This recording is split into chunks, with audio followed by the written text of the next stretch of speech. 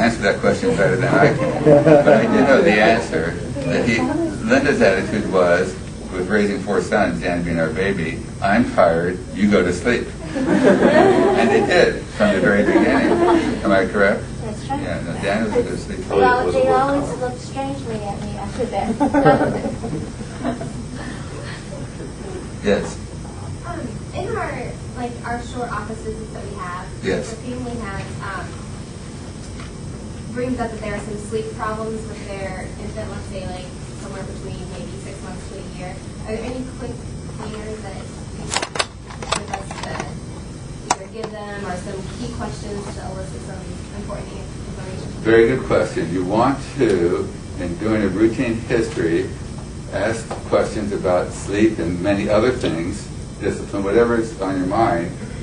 And the common question parents will ask is, how much sleep should my child get? You'll get that question a lot. And the answer is, watch your child at 4 or 5 p.m., or 5 or 6 p.m., depending on the age. And is your child calm, sweet, adaptable, independent, playful? Or is your child a little bit rough around the edges, a little bit fussy or clingy or short-fused? And the answer is the latter, then the bedtime's too late. They're running out of sleep energy. So you're always looking at the child's behavior near the end of the day, comparing it to in the morning time, to see whether the child's getting adequate sleep. The most common problem you're going to encounter is that bedtimes that are too late because of either both parents working or daycare. The problem with daycare is threefold. One, they might have to get up too early, wake up the child to get to daycare. That's a possibility. At daycare, under a year of age, they're not napping the kids in dark, quiet rooms when they should be napping. It's sort of helter-skelter. After a year of age, it's more common to have an afternoon nap, but there may be noise and light that interfere with naps. So napping is problematic in daycare. And the third is, by the time you pick up your child from daycare, get home, it might be already the child's bedtime, but parents want to keep the child there. So daycare is a major problem. Nanny care is sometimes a problem because nannies want to be outside with their other nannies, socializing when the child should be home in the crib sleeping. So the original book, Healthy Sleep Habits, Happy Child, was written in 87. And then the major problem was post-colic kids. Post-colic kids have trouble settling down, learning self-soothing skills. And so you had children who were parent-soothed at 3, 4, 5 months of age because they had to be during the first few months of life, the colicky kids. But now we see a lot of parents who don't get sleep. They have very busy lifestyles. Of course, more women in the workforce, which is appropriate, whatever, but they keep better say that in front of all these women. Totally supportive. But if the bedtime's too late, then the children are at risk for sleep deprivation. And that sets in motion bedtime battles, night waking, deterioration of naps, and all manner of behavioral problems. Yes? We see a lot of kids that have ADHD and other problems, or families with their own maternal depression, etc. And maybe it's a chicken and egg phenomenon. Does sleep contribute to that, or do these things occur together? And maybe just a comment on that. And then what do you tackle first when you kind of have a child that, do you try to get everything in order and then work on sleep, or you try to start with sleep and then go to the others? All right, so I see 3 patients an hour in my office. I'm there every day, Monday to Friday, 9 to 2, seeing patients. In 20 minutes, we have to go quickly through this. If I have a sleep consult, I have 30 minutes. I have a little bit more time. But very quickly, you're checking off. And you have to ask these questions very, how should I say, without a lot of discussion. How strong is the marriage? You have a rock-solid marriage, or is there problems in the marriage? Because if you don't get that up front, you might talk to the mother all you want. If there's a bad marriage and the father's not there, you're wasting your time. Is there anyone in the family who does have, or you suspect might have, an anxiety disorder? Because a lot of mothers who have anxiety disorders want to be with their child at night, want to keep their child up, they're forever checking their child, they're afraid of things, and they can't deal with a child crying because it hurts their feelings too much. So you have to talk about that.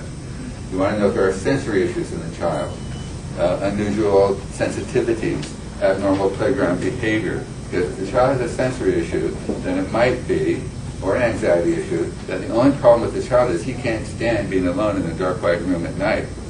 And it's due to either fear or sensory issues. Okay? So sensory has to be discussed. You want to talk about depression in the parents, because they may want to help the child sleep better, but due to their own unrecognized depression, be unable to cope with the suggestions you make. Because if you're going to say let that child cry to get better sleep, and the mom's depressed, and forget about it. So what you sometimes do is get that mom in a hotel and let the dad do it, or vice versa, and then the child sleeps and they have a new family. So you're talking about various contributing factors that all commingle with sleeping issues. And if the child has school problems, whether it's learning disabilities or ADHD, you know that sleeping is going to make it worse. But you have to deal with those issues too. So there's a mental checklist you go through, finding what are some of the factors that might have contributed to the complaint, my child's not sleeping well. Some parents use the sleeping as an issue to deal with their own family problems. And the learning how to sleep is taught by parents, and they can teach the child to sleep better if there is a problem. But a lot of parents don't see there's a direct connection between their behavior and the child's behavior. And they say, imagining, oh, he's a high-needs child, or he's a high-spirited child. But that's not what's happening. It's a sleep-deprived family, and it's sort of using the child's temperament or personality or diagnosis as a cop-out. Yes? Do you have any suggestions for like a child who slept well, but then has like a major life-changing event and then has problems sleeping to kind of help them get back to sleeping well? In the NAP study I published, it was a few hundred children cohort followed for 7 years, and that to see how they napped. And during that time, there was some major domestic violence that upset the family, death from SIDS that upset the family, major ugly divorce that upset a family, during which time these kids didn't nap well at all due to the stress. By keeping routines in place, age-appropriate sleep routines, they resumed sleeping well.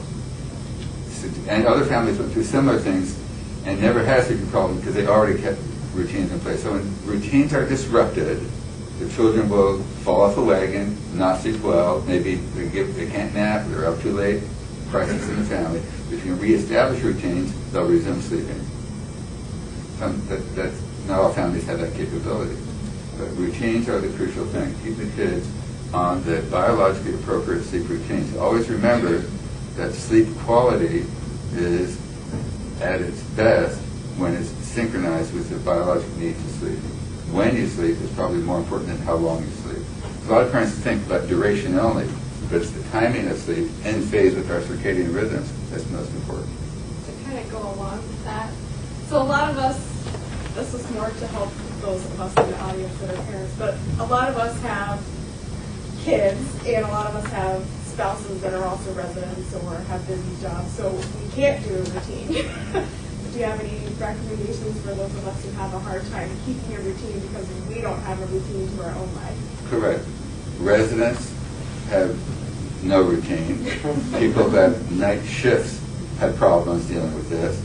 People with lifestyles that require them to come home late at night, maybe regularly, have problems with this.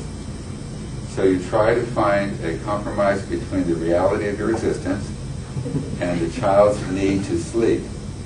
And so when I gave a talk in Seattle, there was a Microsoft manager who was always putting her child to bed around 8:30 p.m.